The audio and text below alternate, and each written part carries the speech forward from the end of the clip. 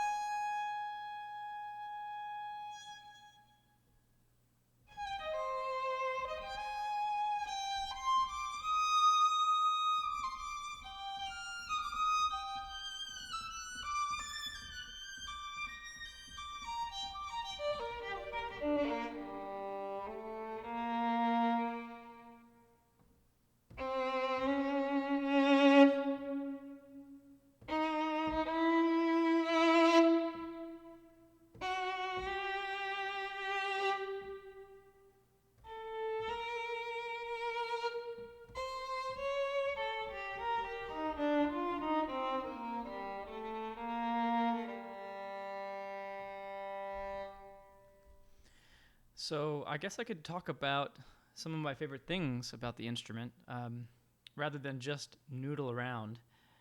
There are some features about this thing that are brand new for us, and so I could highlight a few things that I think are pretty cool. One thing is there's a polyphonic legato engine that's pretty cool. You could play an ensemble of Joshua bells here, so let me do my best.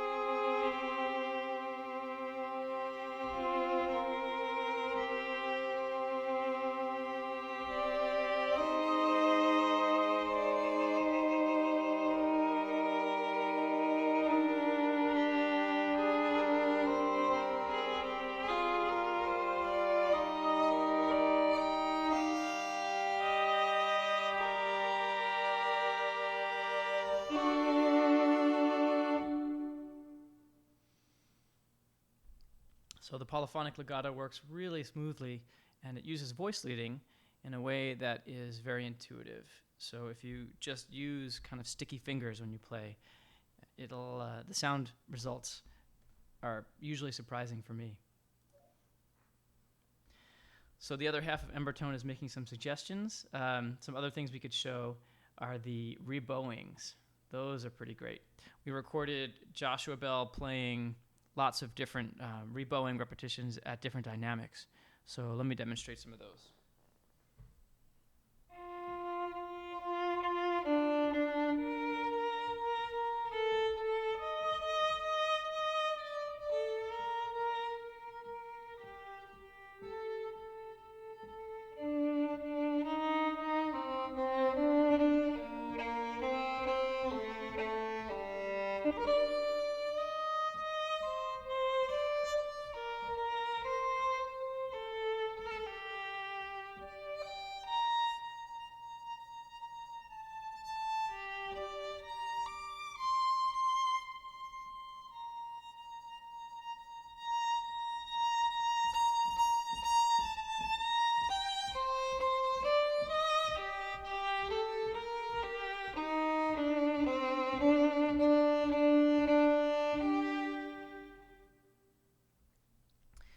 Not only did we record regular rebowings like that, we recorded what we call emotional rebowings. That's something, and we spent a lot of time observing Josh and his playing, and we noticed what we call a same note emotional rebowing. Let's give that a shot.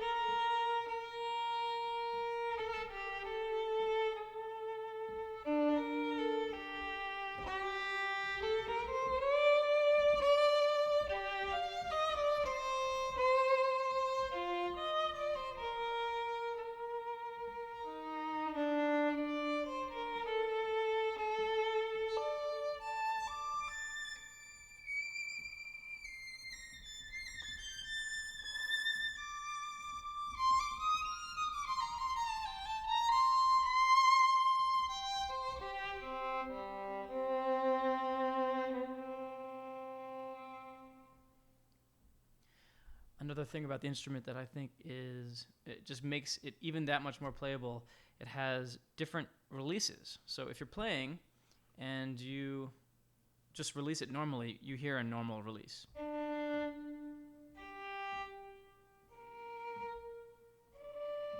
Pretty subtle. Using a keyboard that supports aftertouch, you can have dramatic releases or soft releases.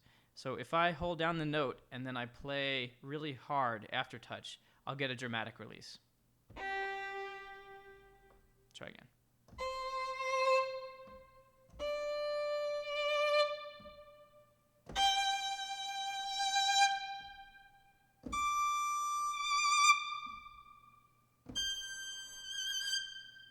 So those are hard releases. If I play aftertouch softly, I'll get these really nice gradual releases.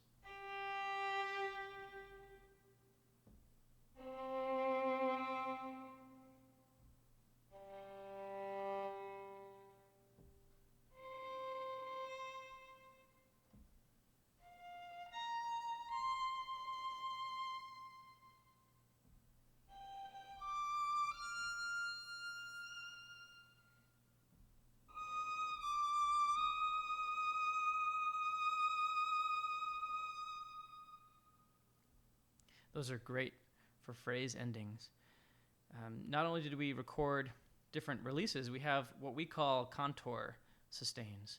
So these are sustains that have dynamics to them. So I'll play some of those.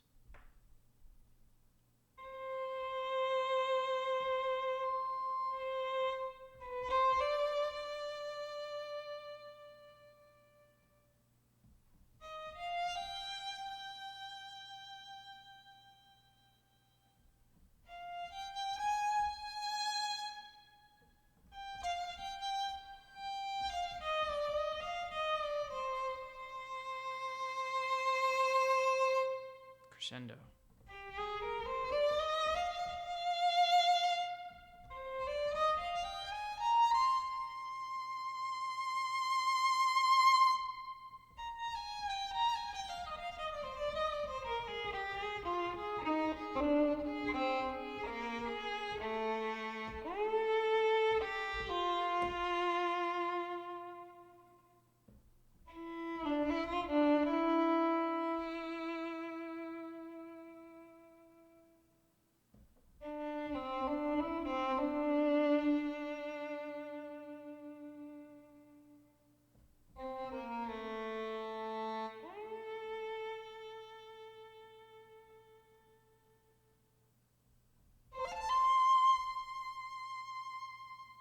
So those are the contour dynamic sustains.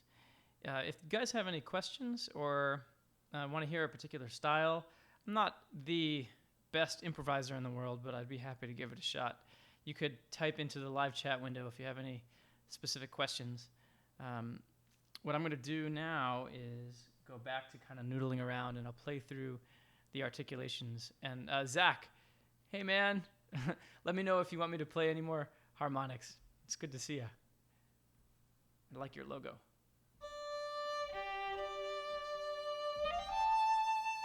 One thing you can notice too is that when I play faster, you could see on the interface that it triggers different samples. So it triggers faster samples. So that's Josh playing faster. They're real transition samples. So we recorded all the note-to-note combinations, and so when you play fast, you hear him playing fast scales.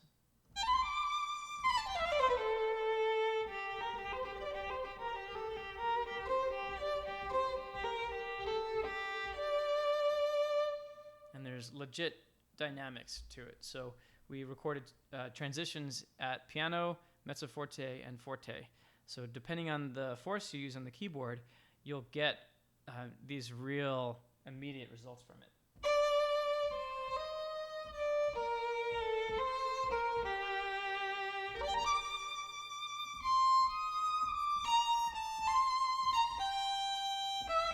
Hey, Maddie, thank you.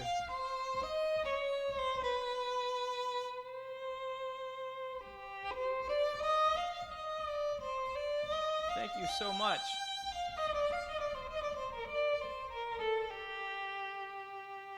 So, Maddie, if you have any questions about the instrument, ask away. If there are any things that are coming up as you're using it.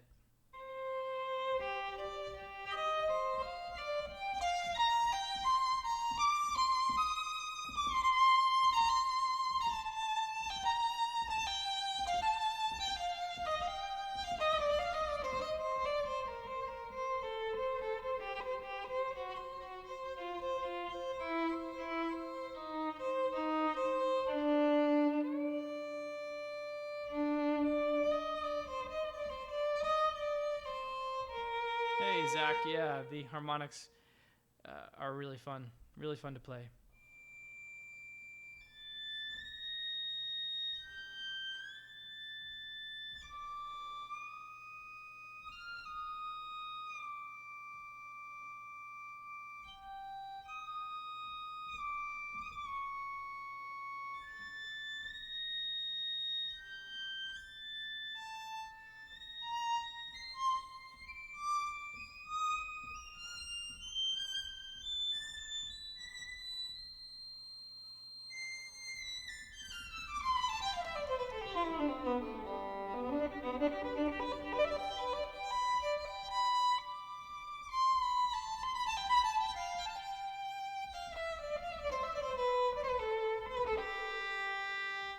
Yeah, that's one of the advantages of having a virtual instrument is you could start doing things that a real violin probably couldn't do.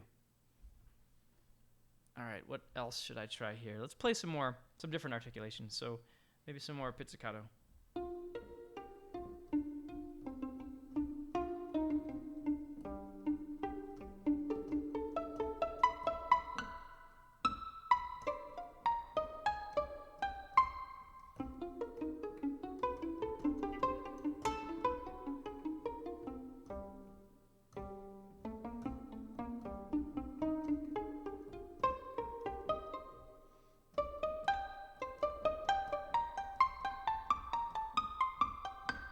We even recorded some snap pits. So there are 3 dynamics. We have quiet pizzicatos with different round robins. So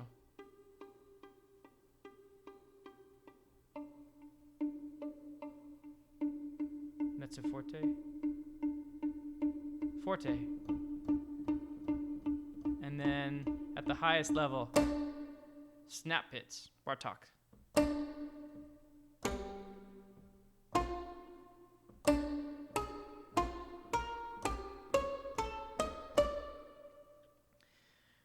It was kind of awkward in the studio asking Josh to play snap pizzicatos and pulling back on the string and snapping the soundboard on this 10 or 15, however many millions of dollars the instrument is worth.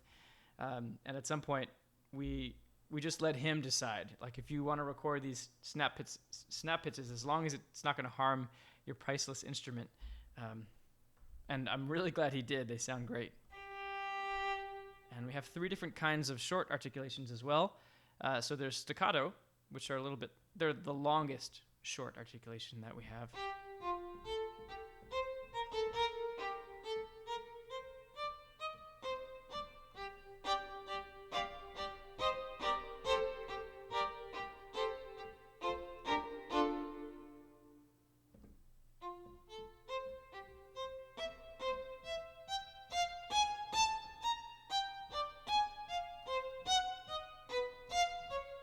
Yes, Maddie.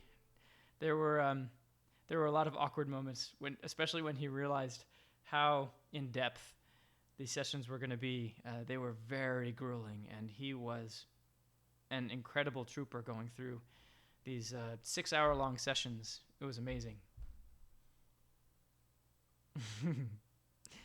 That might have been a good idea to let him play snap pits on a different violin. So we also have spiccato. They're a little bit shorter, and it's, I think,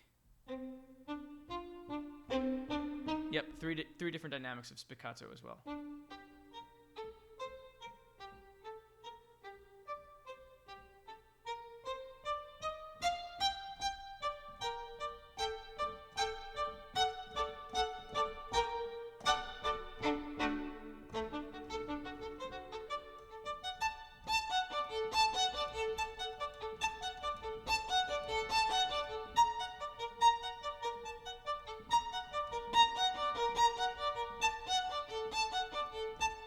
So it's great also to combine the articulations. And if you're doing it in real time, it takes a little bit of skill. And I admit I'm not very good at it. But if you're also programming in a DAW, then you can be very meticulous and do different combinations of spiccato and staccato. So, for example, you can do end the phrase on the longer note.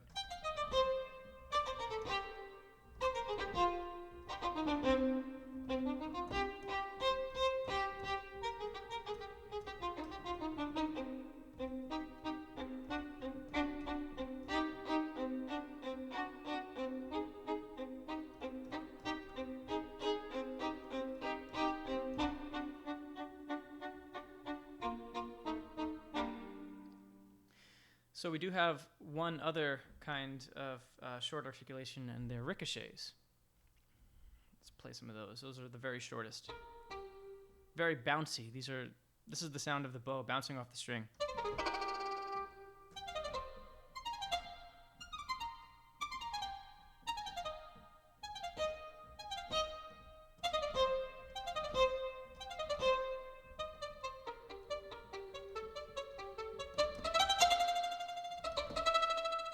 We also mapped it so that when you play very hard on a ricochet, you hear the natural bouncing that happens if you play 16 or so of these. So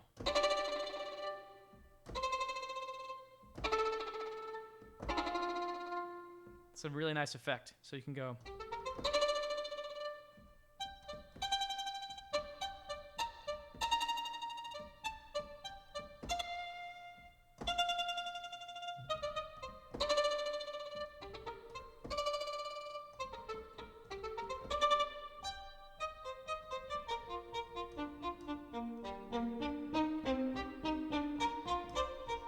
The loud spiccatos are very, very nice.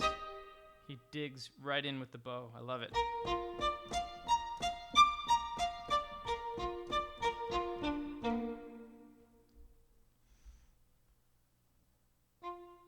Let's try. You could see a bird's eye view of the keyboard. So if you have a Native Instruments keyboard, you can control different elements of the performance from up here. So for example, vibrato amount. You could take vibrato away from the mix.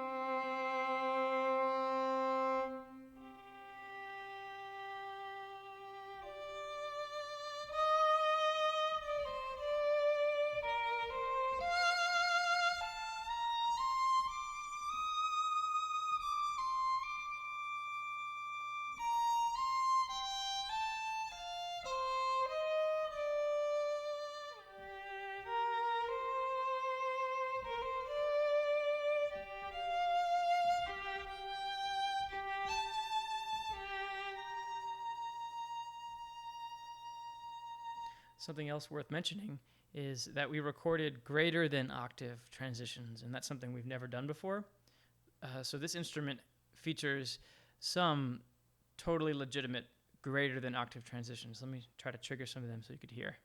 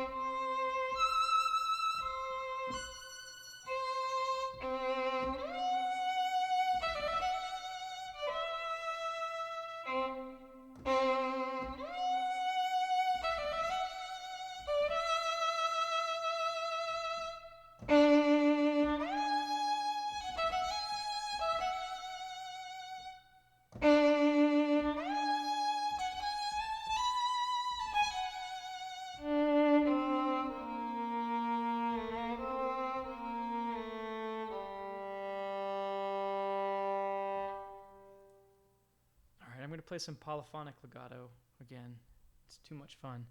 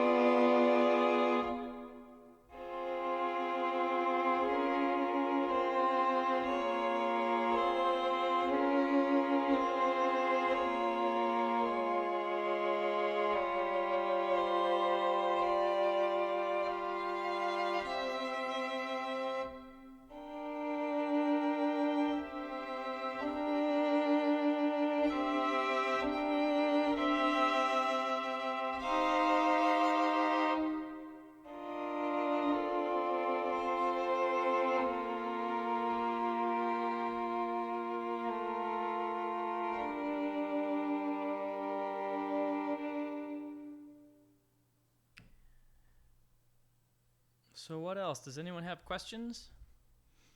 There's only so long that I could noodle around before I start getting a little bored with it. I'm not an improviser by trade, so I could try a few different styles, I guess. Maybe some arpeggios.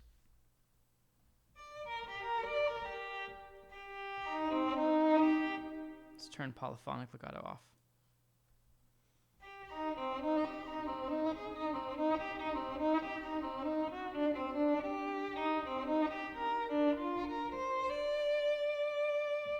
Sure, so harsh, fast attacks, that's a good idea.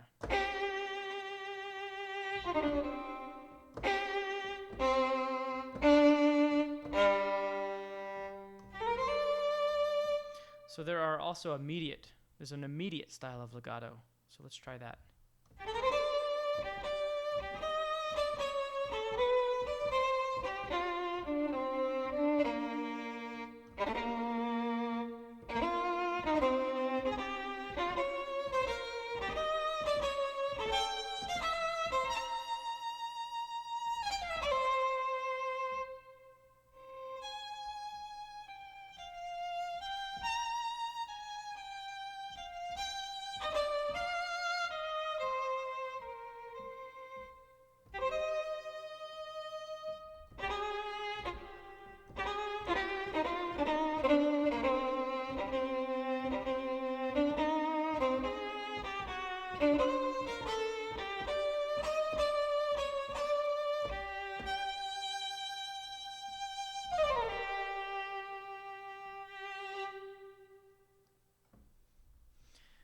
My playing leaves some to be desired, but still, yeah. Let me know if you want me to play a little bit more of that harsh stuff, because we really had him dig into his instrument.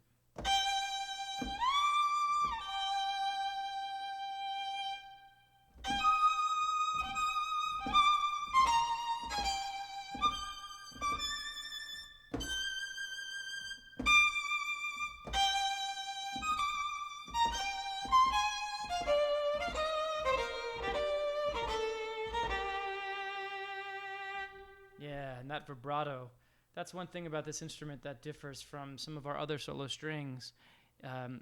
This is Joshua's vibrato. And so if you bring the vibrato all the way down, then you're hearing him playing non-vibrato. And then if you move the slider up while you're playing a non-vibrato sample, you are hearing our fake vibrato. And so I'm going to turn the speed down a little bit.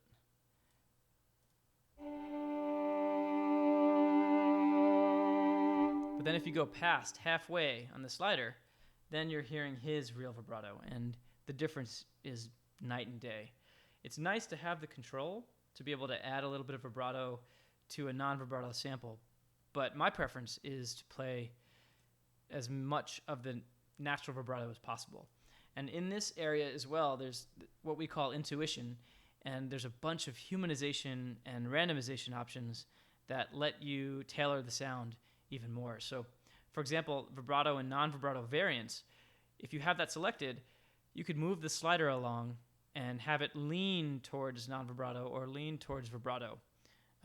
So my preference is to have about 30% of the samples non-vibrato and 70% with vibrato. And the same applies for slur and bow variants. So that's a great way to just keep your melodies very fresh. If you turn that off, what you're going to get if you play a melody on the keyboard is bow change, bow change, bow change, bow change, over and over again, unless you deliberately press a key switch. When you have this variance item on, then it's going to be randomly choosing bow and slur based on the percentage you give it.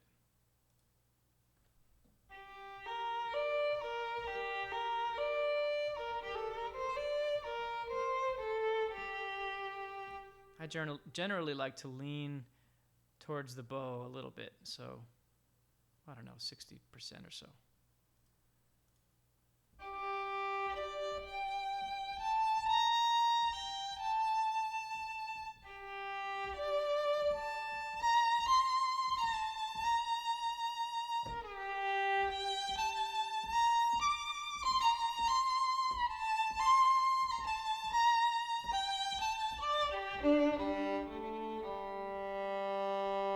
Yes, the NKS keyboard, Doubting Tom 37.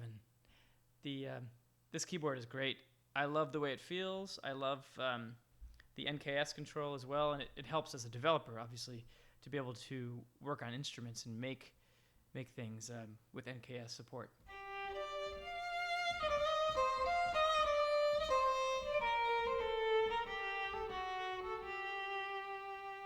I guess one thing I didn't cover, we have Consordino.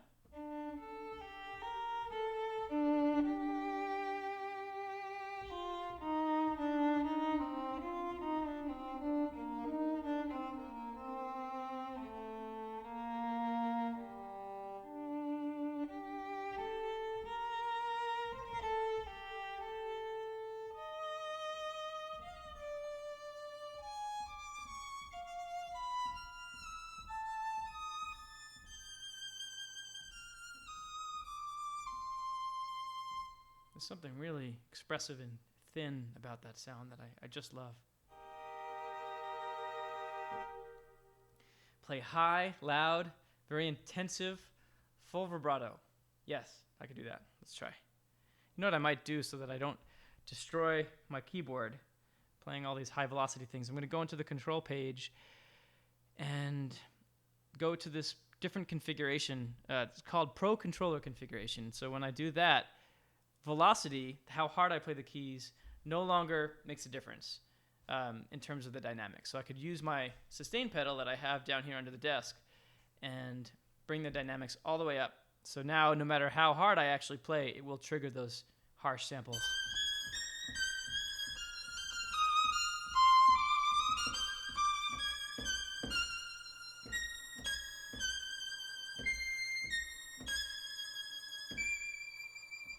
Let's also turn the vibrato samples. Let's have it just be vibrato samples.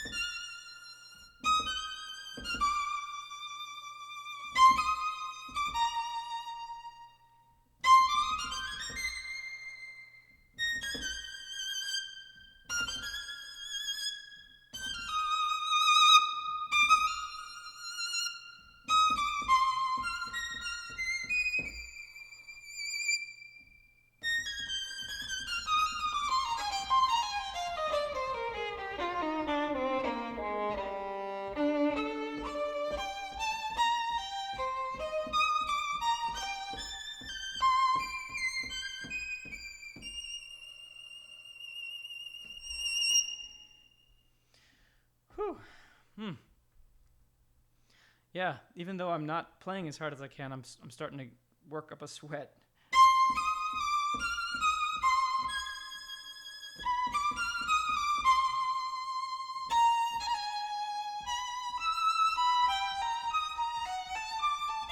Sure, no problem.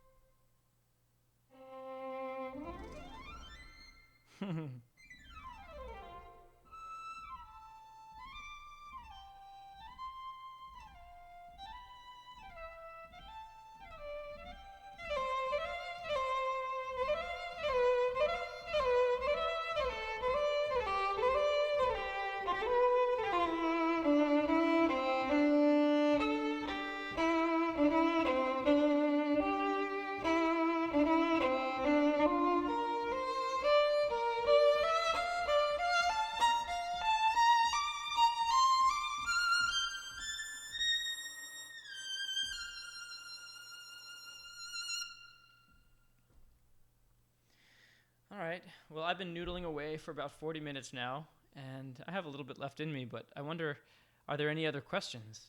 I see, Lassie, how easily can you combine fast, short articulations with long legato notes? Let's try. Okay.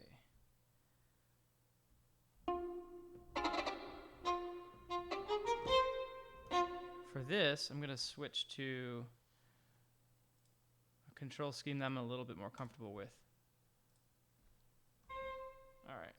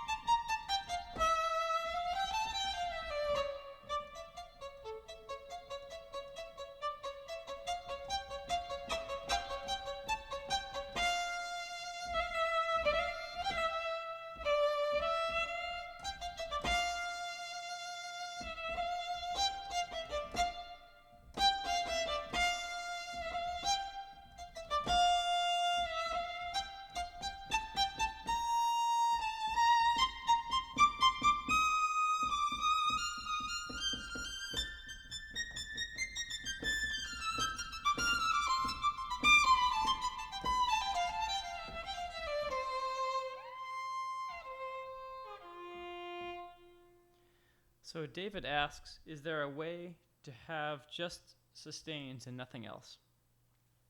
Yes. So in order to do that, you switch into poly mode, and you could also, when you're in poly mode, you could play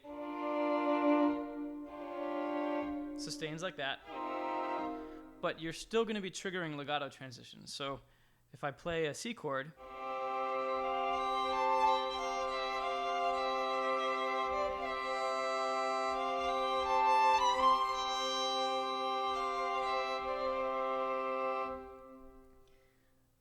if I go into the, let's see, advanced page and disable legato, now I just have a really simple pad instrument. So David, I think that's what you're asking about. That would allow you just to play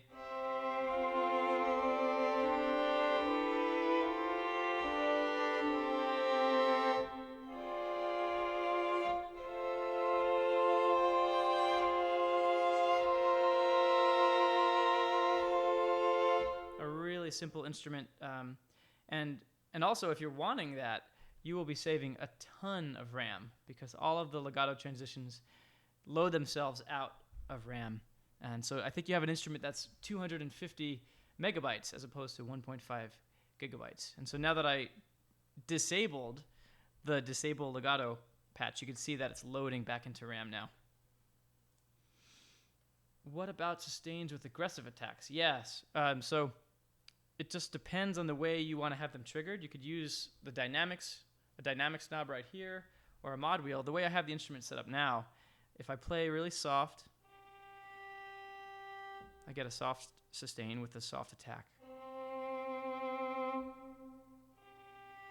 And then when I play really hard,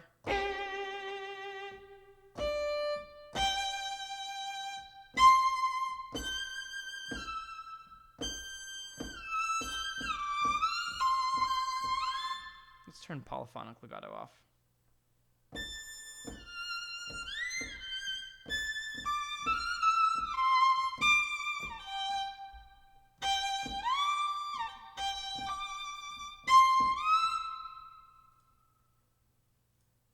I'm going to change it so that portamentos are not triggered at high velocities.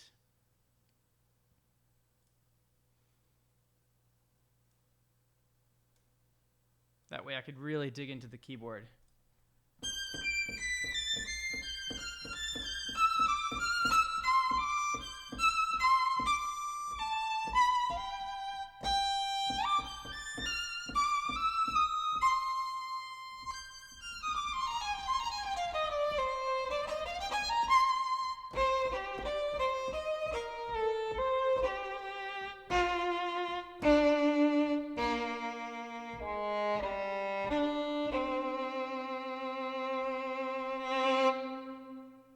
See, so folk metal, you said folk style metal. Yeah, the aggressiveness is really there. We wanted to make sure to capture the intense side of things, even though if left to my own devices, I'm not into that as much. I love the quiet and whispery sort of sound, like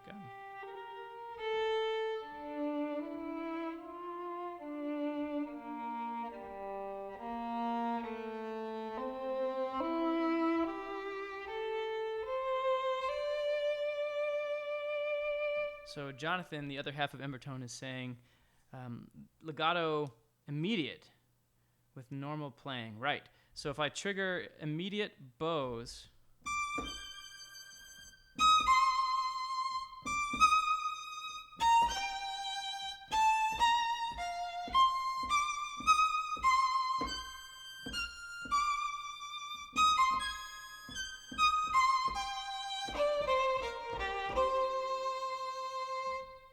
at that really high intensity, there's a lot of chaos that happens. And one thing I love about that sound, you could hear strings kind of tearing and lots of stuff resonating that doesn't happen at the very quiet side of things.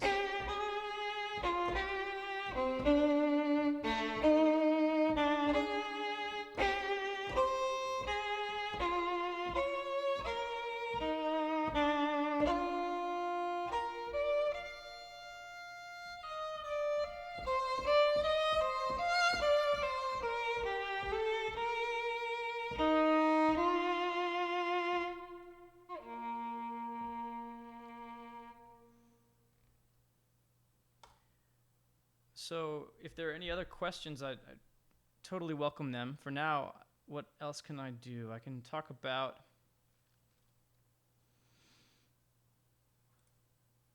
I'm not going to get into the control page stuff unless someone has a specific question, because it's a topic that I want to do for a 10 or 20 minute video that it gets really deep.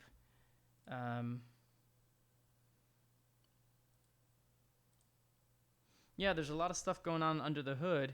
Here you can control the dynamic range of the instrument. So if I turn the dynamic range all the way down, what I'm getting, it turns the volume component off of dynamics. So that means that the quiet samples are going to be pretty much the same volume as the loud samples, and what changes more than anything else is the timbre.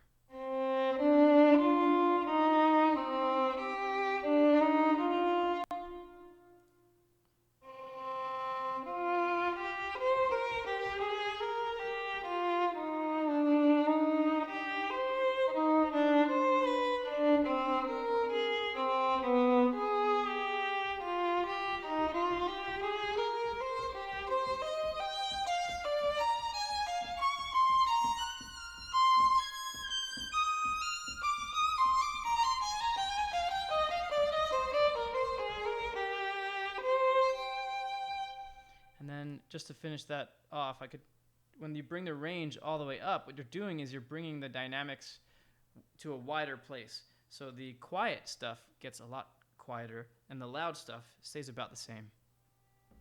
So with a really high dynamic range setting, the piano samples are very quiet.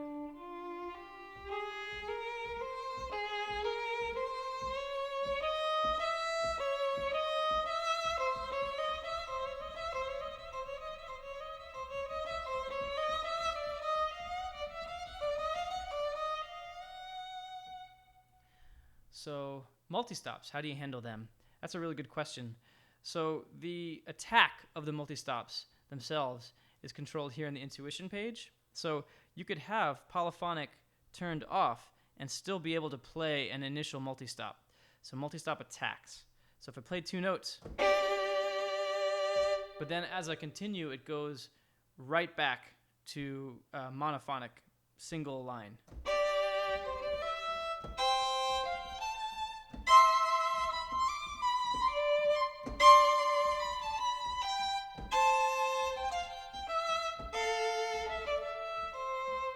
Open fifths, sure.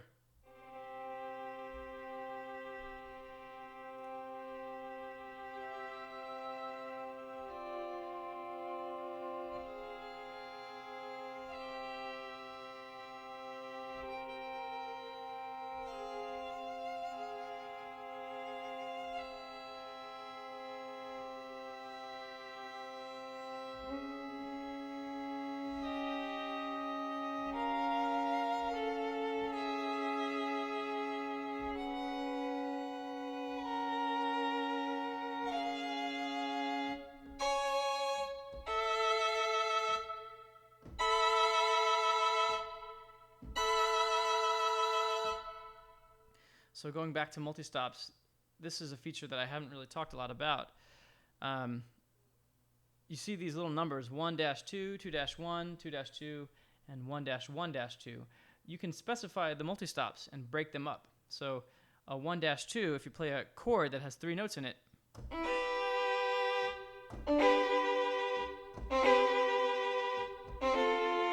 we'll break it up so that the first note is alone, and then the second 2 notes are played as a chord. And then 2-1 is the opposite.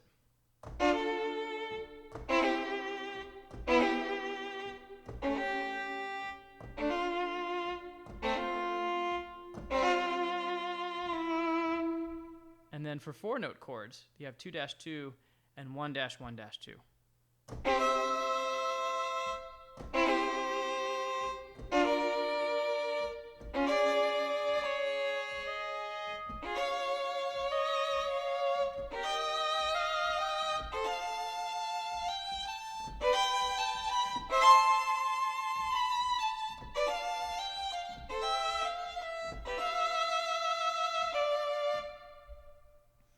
And like you said, staccato, of course, right. So when you go into staccato mode, by default, it's going to be polyphonic.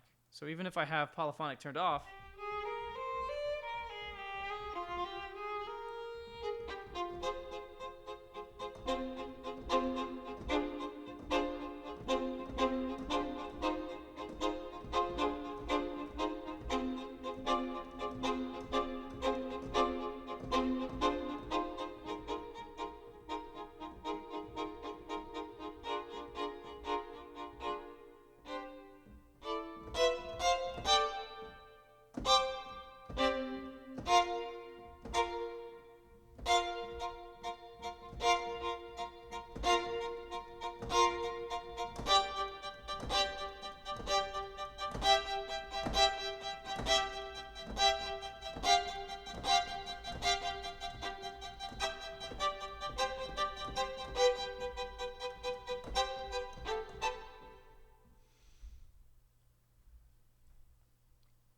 So those are the shorts, and I was trying to play them in a chordal way, which isn't realistic for the violin, but still really satisfying to play.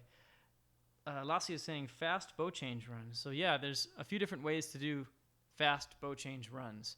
I kind of like the way the normal speed bow change sounds up to a pretty fast speed. So what I could do here, I'll turn slur bow variants off. So now I will be triggering only bow change. Let's go back to...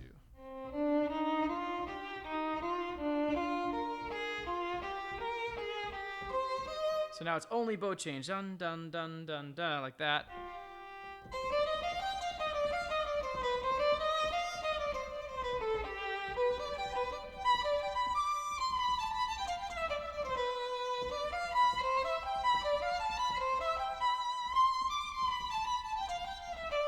And then there are the actual immediate bow changes, which sound like this.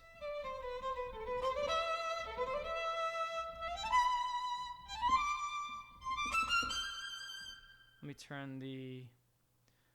turn this off under the hood. Right now it's set to slurs when you go really fast, but I could turn that off. So now we could hear, yeah.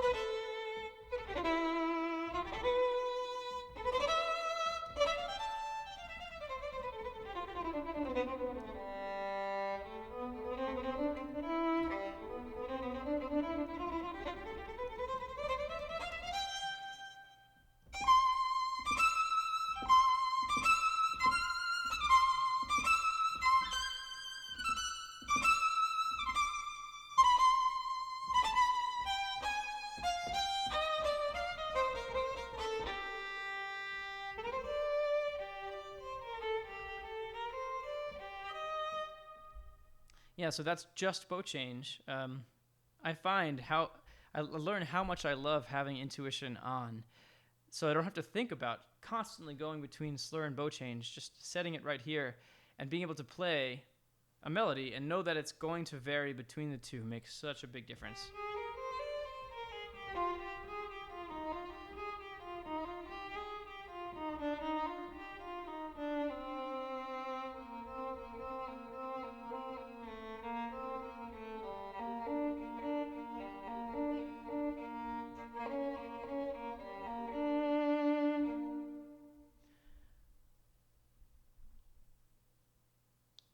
Thanks a lot for doing the live demo. Yeah, you're welcome. My pleasure.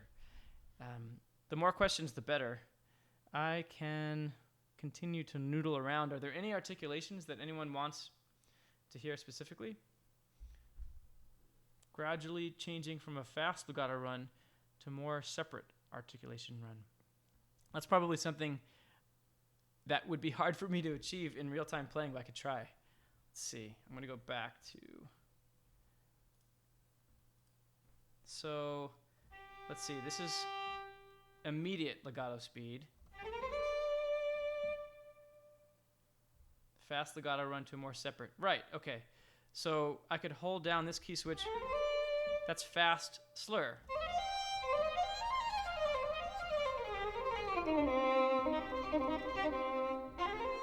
So I could try something like this.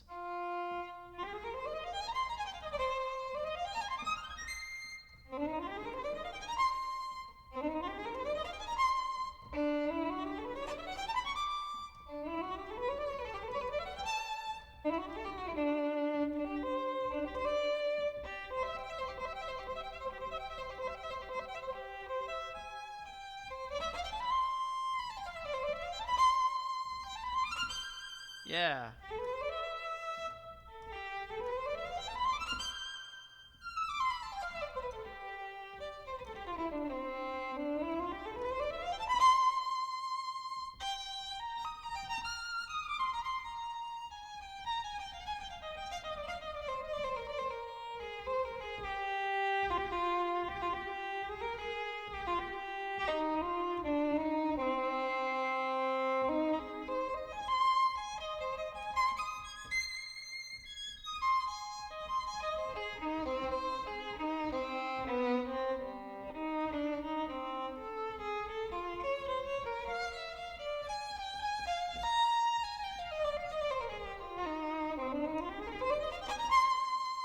Thank you very much.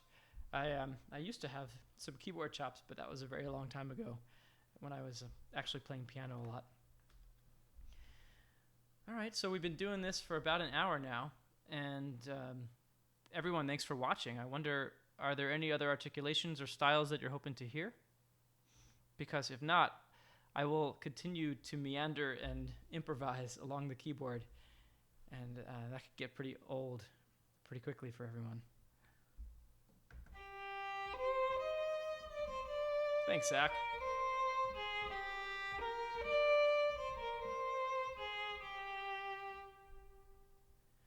Is there anything it doesn't do that you can do with the real thing? Yes, definitely.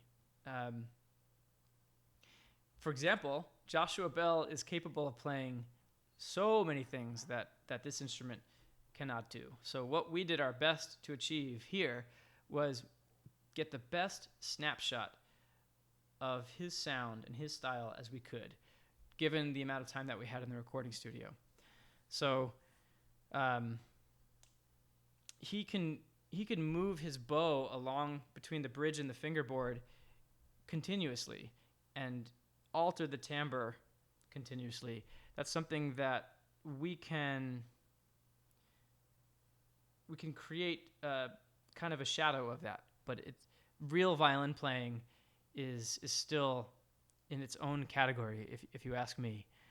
I guess the similarity, would be with Siri. Siri and virtual voices, when they're speaking, still sound pretty artificial, and they're getting a lot better, but you could still pretty much tell the difference between someone actually talking and the Google voice, or whatever you call whatever Google's name is. And they have Google and Cortana and Siri these days.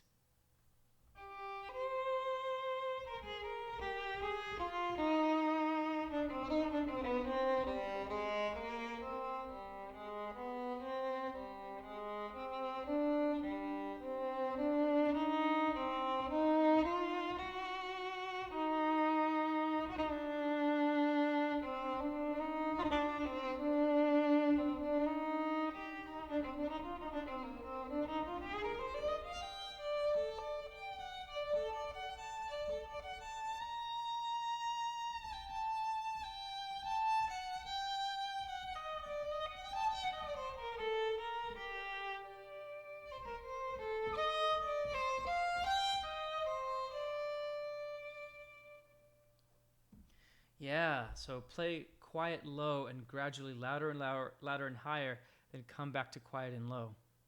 I guess by low you mean actually low in pitch. And so yeah, we could do that really easily. The way that I have it set up now is it's velocity sensitive. So when I play low velocities, I'm getting really quiet.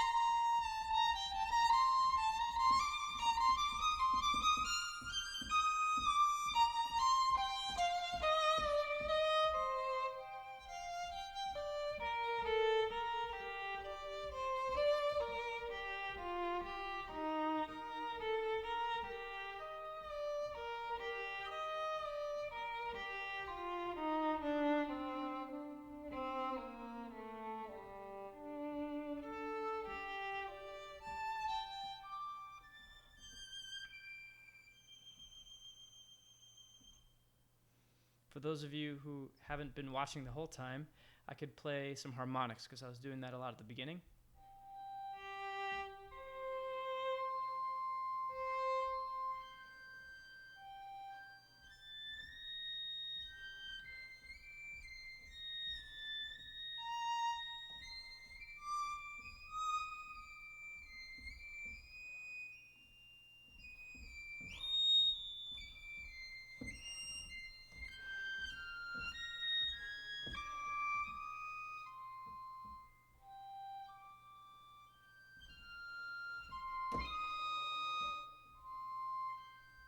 Let's try. Yeah, the harmonic slides are really nice.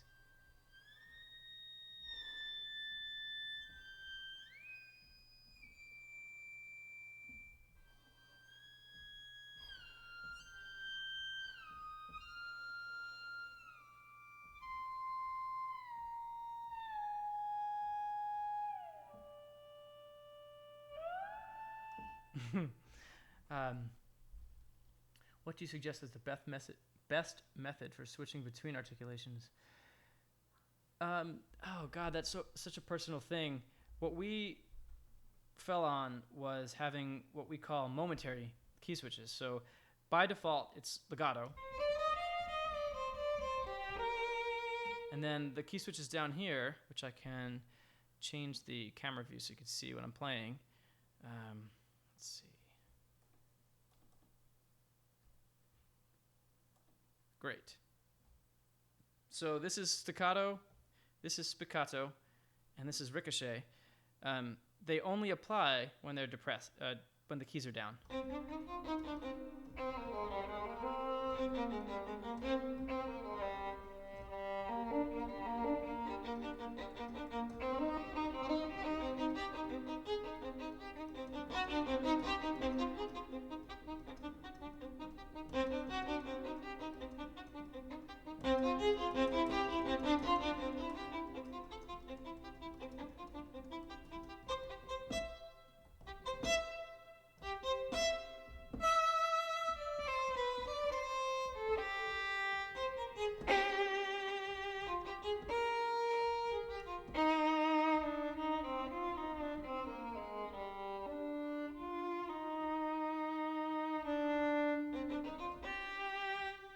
So can it create the raspy, harsh sound of an energetic player? Definitely. So that can be done in a few different ways, and maybe one of the most immediately gratifying ways to do that, let's see, go back to this view, would be to trigger the short samples, because those high dynamic short samples are beautiful for that. They have this immediate, nice, harsh sound.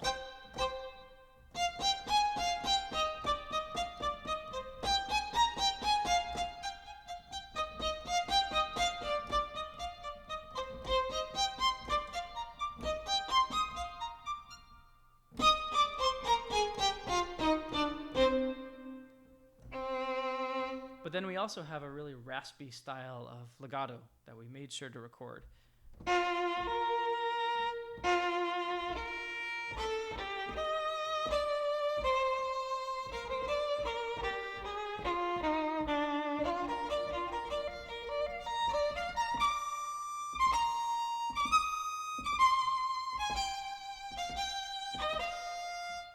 Let's turn that off so we could always hear it with vibrato for now.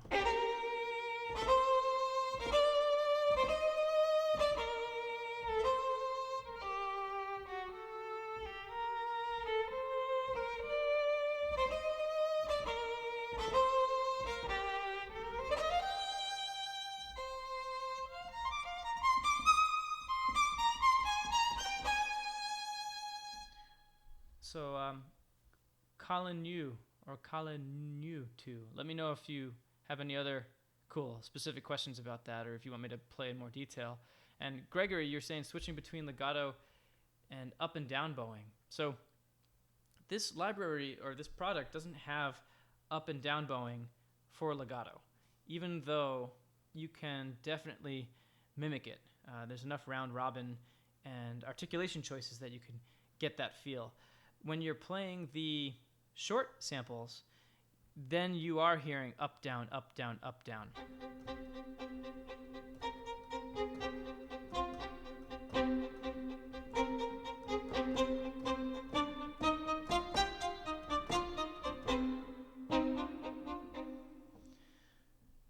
So I hope that answers your question.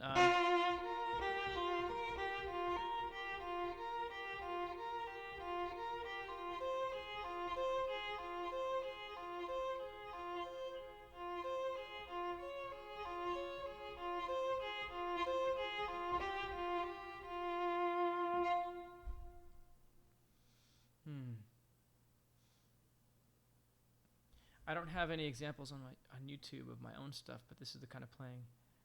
Cool. I will definitely check that out. Thank you for sharing that. What else can be said here? Another thing that is really fun is if you put polyphonic legato on, you can create realistic multi-stop passages. You just have to know the violin a little bit and make sure that your playing is violinistic. So, for example, you could play in octaves.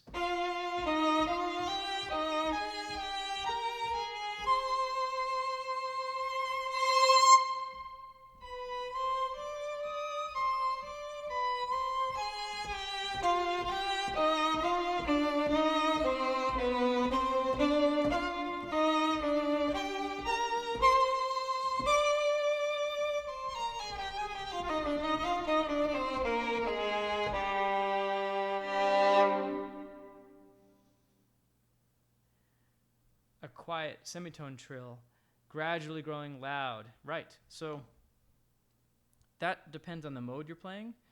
If I switch back to Pro Controller mode and play the key switch for trill,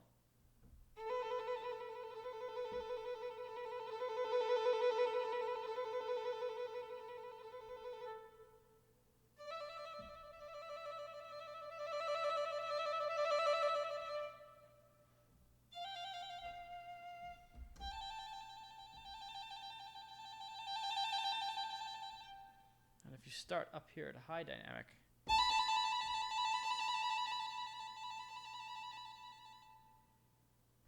so you could definitely do that. And the difference between the quiet and loud depends on what you set here in the on the dynamics table, the range. So if the range is really wide, you will hear a very big difference between the quiet trill and the loud trill. You could do the same with tremolo also.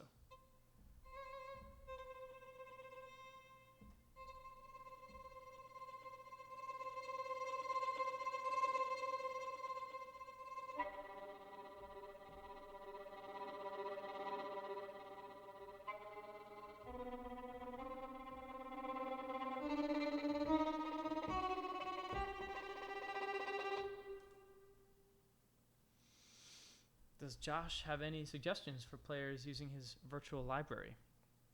How can we improve so that violin players won't cringe so hard? That is a really good question. I think it just takes experience and time to learn more about the violin. So if you're wanting to make an intricate and realistic violin melody or violin piece, it takes a lot of knowledge. You have to know what the physical properties of the violin are if you really want to get deep into it.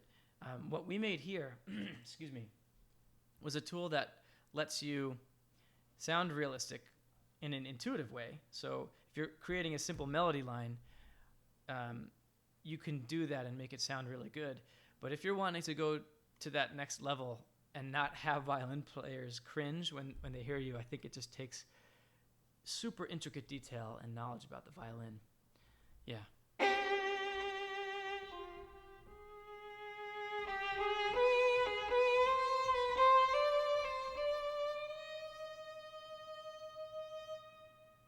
Would it make sense to use any special intonation tunings?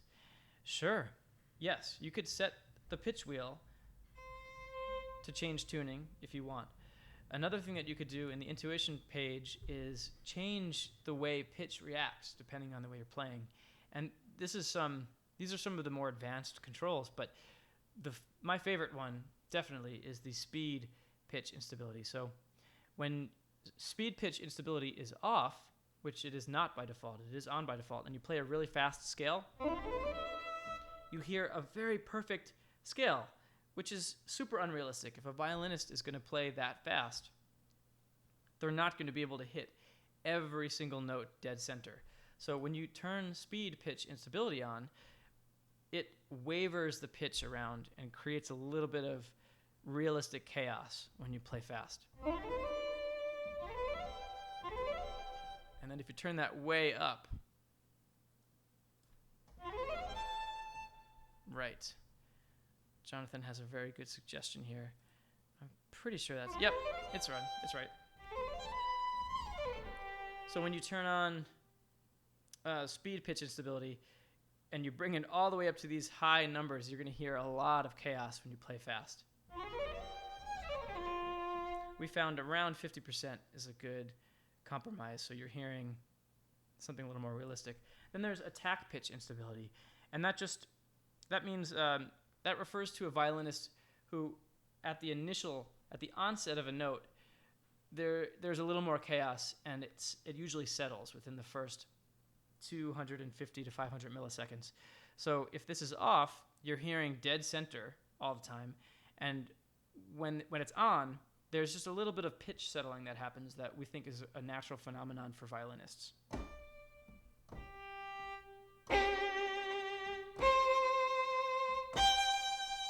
So if we turn it way up, you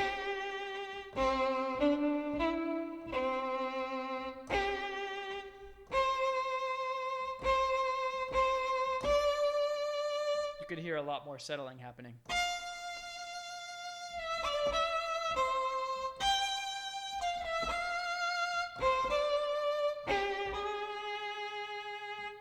And then there's interval pitch instability as well, and that refers to, we just had a general rule that we're going to be improving on, but for now, when the interval is wider, the chaos is greater. So, for example, let's turn it way up.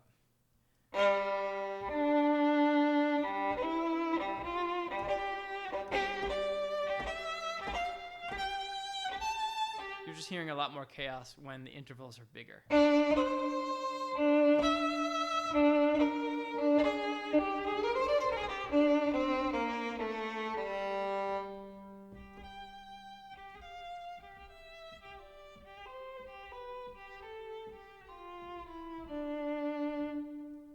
Yeah, thanks for the questions, Gregory. There's a lot of tuning stuff that you could do even beyond this. If you want to get very detailed, you can go to the control page and set, right now the pitch wheel is set for something different. They're playing contour samples, but if you set the pitch wheel to control pitch, then you can do your own tunings and get really intricate with it. That's just not really, in our opinion, that's not our favorite way of using the pitch wheel.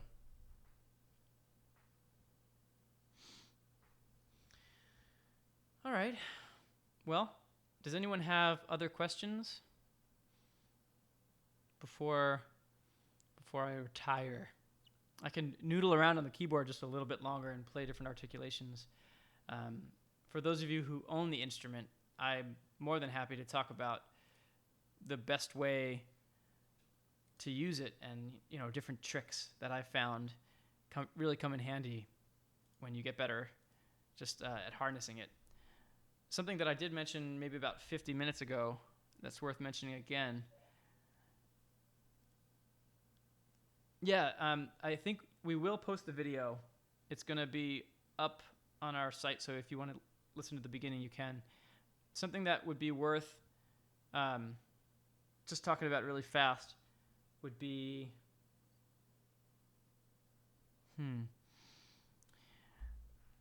With all the different transition styles that we have, one that I think is the most effective is the emotional same note. So we do have regular same notes here, and we call them same notes. It's rebowing.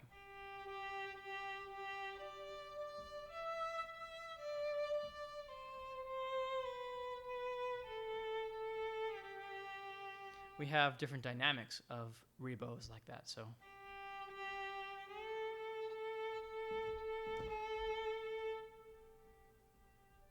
Let me turn the dynamics down a little bit. Yeah.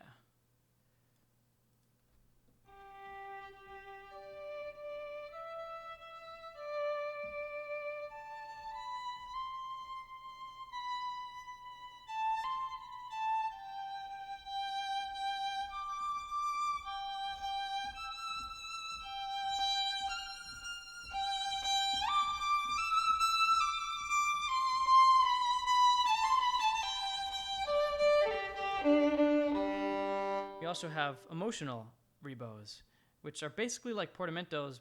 It's a beautiful little scoop that happens.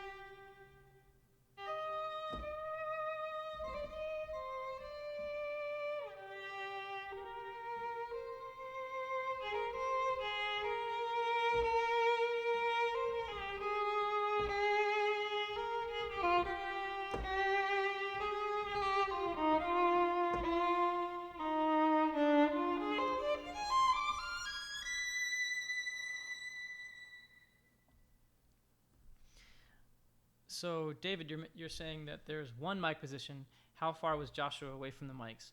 That was something we were very deliberate about, very careful.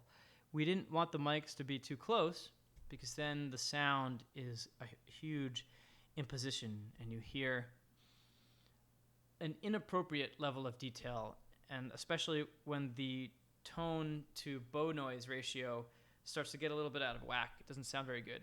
So we didn't want the mic too close.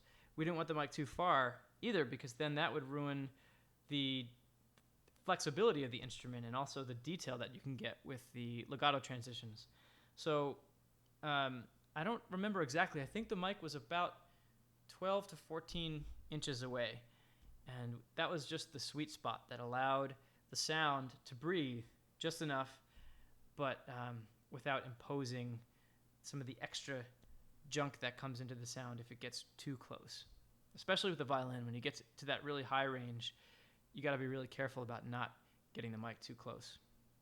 And I'm keeping an eye on Jonathan here. Yeah, John mentioned the other half of Embertone. He said it was about 2 feet away, so not 12 to 14 inches, but more like 2 feet. And that was the compromise between close and far that we came up with. Yeah. Is there anything else? I could continue noodling around here. I'm going to change it back to simple keyboard control. These ricochets are a lot of fun to play. What I was really going for was that natural sound of a bouncing bow off of the string.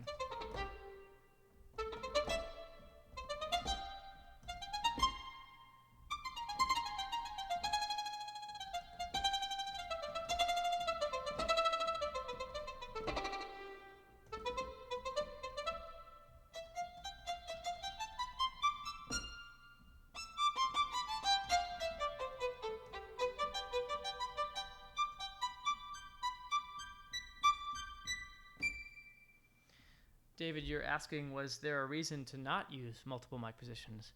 That was a big question for us, and we do have a room mic position, and we love the sound of it. As you can tell, or maybe not, I'm not sure if you own the instrument or not, but it's about 18,000 samples, and there are other components of the instrument that we let go of just for the time being, that we might be adding in later that brought the instrument to nearly 30,000 samples. And so having that extra mic position brought it to 60,000, and it became totally unrealistic in terms of not just disk space, but RAM usage and just how many gigabytes will people want on their hard drive, a 30 gigabyte sample library for solo violin. So we made the executive decision at some point to retire the room mics, at least for the time being. Yeah.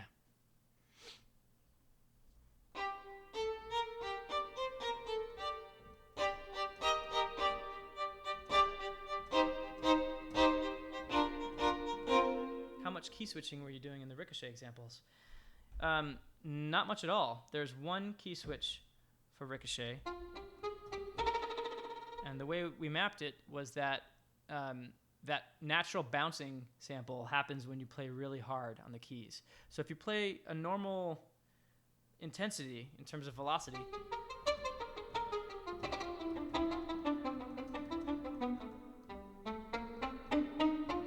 you just hear single ricochets. When you play harder, you get that really cool bounce.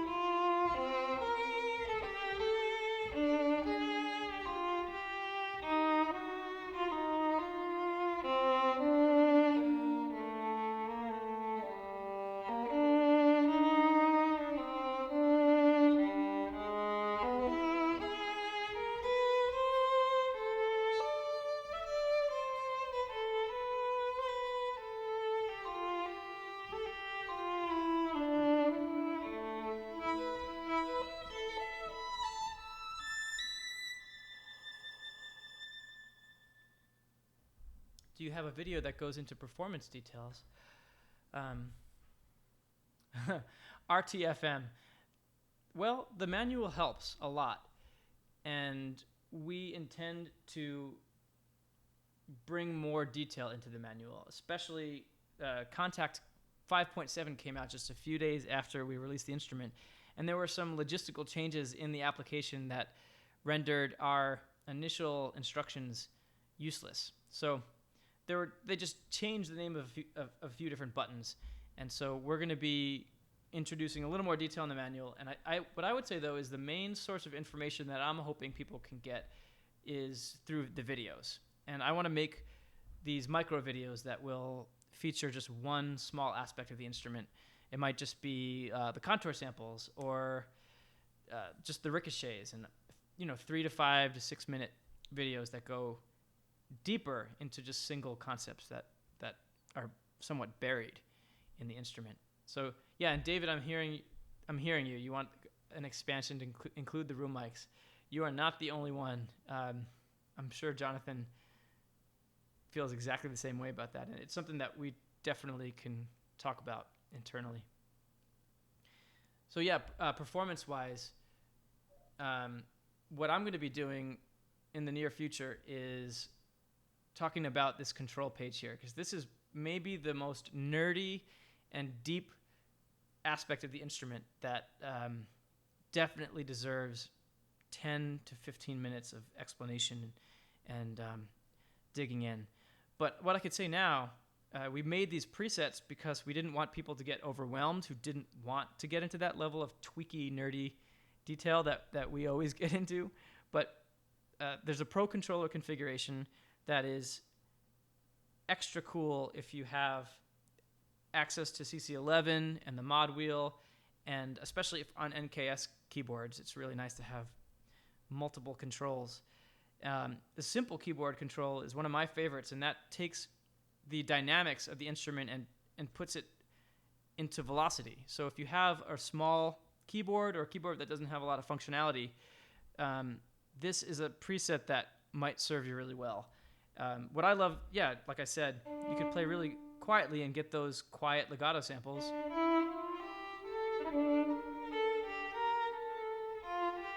And then when you play harder,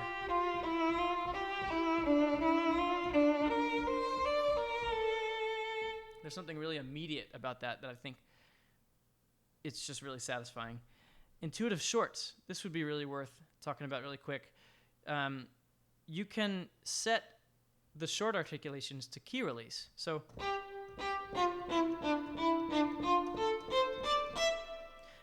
if you set the control style to intuitive shorts, you could play staccato just by lifting the key really short.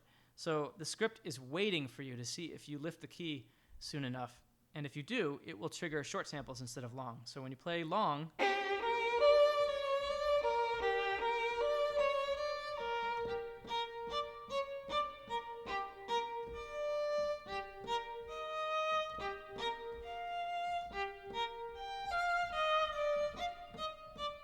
so I'm not using any key switches right now. I'm just using my right hand and lifting the key very quickly when I want a staccato.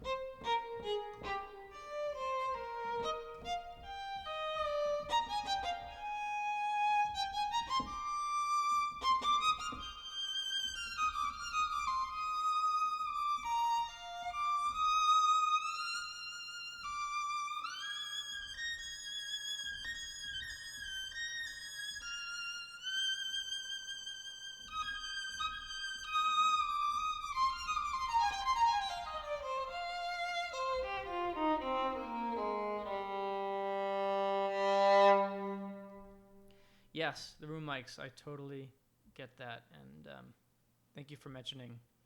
It's good to have another vote for the room mics. It's something that we've been talking about a lot. All right, so we're at an hour and a half, and I'm thoroughly tired. My studio is starting to get really warm, too. I turned the AC off so that it wasn't noisy in the background.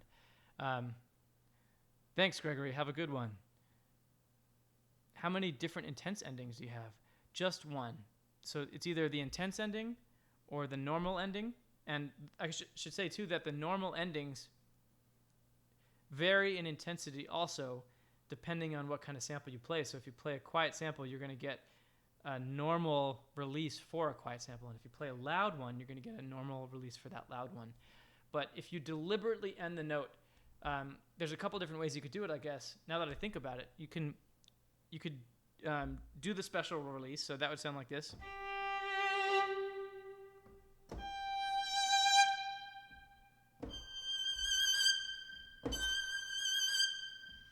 I'm doing that with aftertouch. You could also trigger in different kinds of intense releases by using the contour samples. Let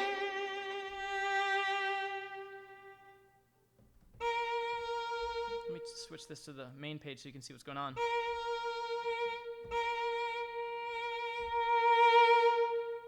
So there are short and long crescendos that you could trigger.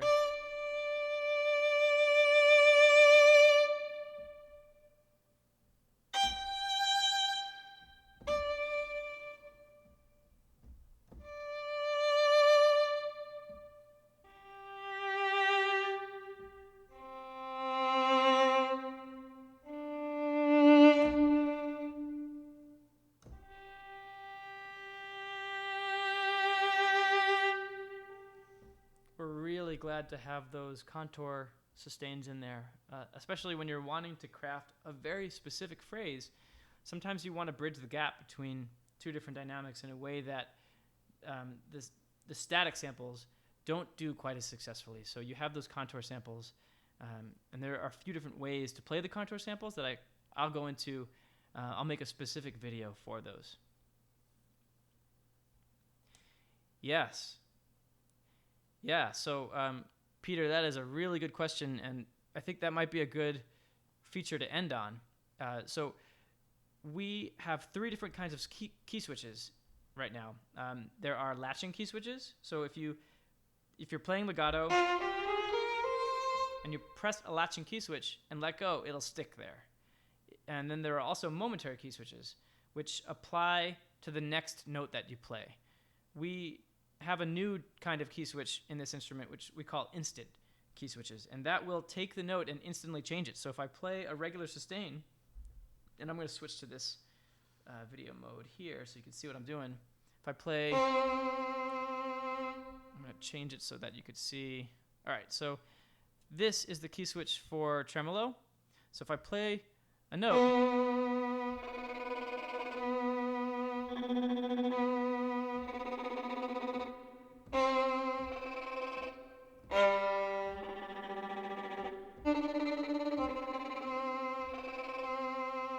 the same works with trills.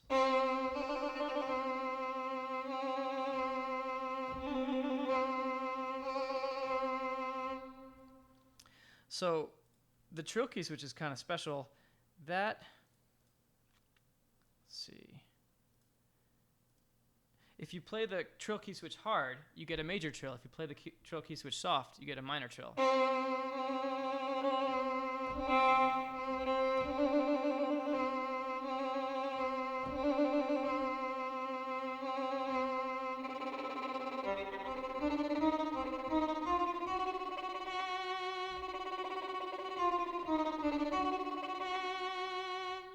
Yeah, it's great in performance to be able to switch immediately between those articulations, and it takes a little getting used to.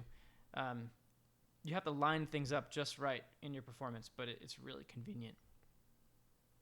So I want to thank everyone for hanging out and asking all these great questions. This was our first live stream, and based on the reaction here and the response, we'll definitely do more of these. So we'll give people a little bit more warning as well, and maybe schedule regular live streams. Why not? I think everyone can learn a little bit more about the instruments. And to be honest, sometimes we're not